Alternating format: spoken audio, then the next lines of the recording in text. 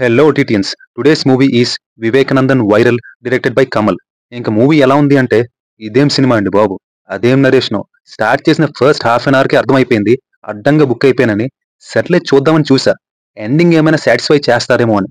But అక్కడ ఏం లేదు. డొల్లంతే. ఈ మూవీలో హీరో రాత్రి అయితే చాలు నిశ్శబ్ద యుద్ధానికి సిద్ధమవుతూ ఉంటాడు. అందరూ చేసేదేగా బ్రో అని మీరు అనొచ్చు. కానీ ఇక్కడ యుద్ధం నిశ్శబ్దంగా ఉండదు, వైలెంట్ గా ఉంటుంది. సోఫిస్టికేటెడ్ గా చెప్పాలంటే తన వైఫ్ తో ఫోర్స్ఫుల్ సెక్స్ చేస్తూ ఉంటాడు. ఇది సరిపోదన్నట్టు మనోడు ఉమెనైజర్ కూడా, అంటే ఆటగాడు అన్నట్టు. Initial half of the movie hero ఒక సెక్షువల్ పర్వర్ట్ గా చేసే పనులు, అలాగే ఒక పెక్యులియర్ ఉమెనైజర్ కి ఉండే ట్రైట్స్ ని ఎస్టాబ్లిష్ చేస్తారు. ఇంకా సెకండ్ హాఫ్ లో ఈ ట్రామాని తట్టుకోలేక hero wife and hero affair పెట్టుకున్న ఇంకొక అమ్మాయి ఎలాంటి పరిస్థితిలో టీమప్ అయ్యారు, టీమప్ అయి హీరోకి ఎలా బుద్ధి చెప్పారు, చివరికి ఎలాంటి సొల్యూషన్ ని వెతికారు అనేది మీరు మూవీలో చూడొచ్చు. మూవీలో మేజర్ డ్రాబ్యాక్, యాక్చువల్లీ ఎక్కువ డ్రాబ్యాక్స్ ఉన్నాయి. హీరో క్యారెక్టర్ వల్ల సఫర్ అయిన ఇద్దరు లేడీస్ ఇంకొక ఉమెన్ హెల్ప్ తీసుకుని హీరోకి బుద్ధి చెప్పాలనుకుంటారు.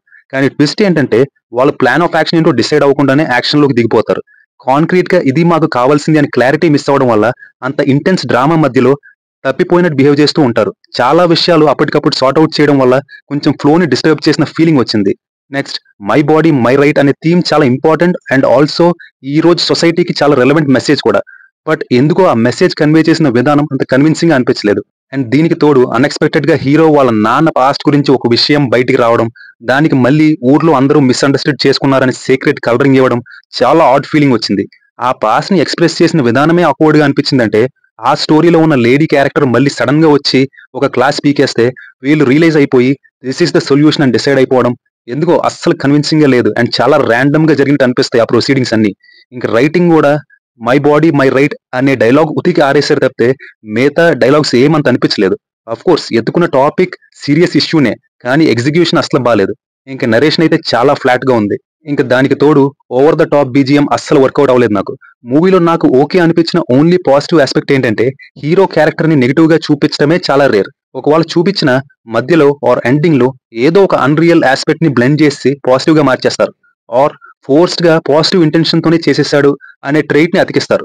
బట్ ఇక్కడ through out the movie hero character arc ని కన్సిస్టెంట్ గా మెయింటైన్ చేశారు. దీనివల్ల ఎండింగ్ కంప్లీట్ సాటిస్ఫాక్షన్ ఇవ్వకపోయినా కొంచెం రిలేట్ అవుతాం అండ్ ఆ ఉమెన్ క్యారెక్టర్స్ తో ఎంపథైజ్ చేస్తాం.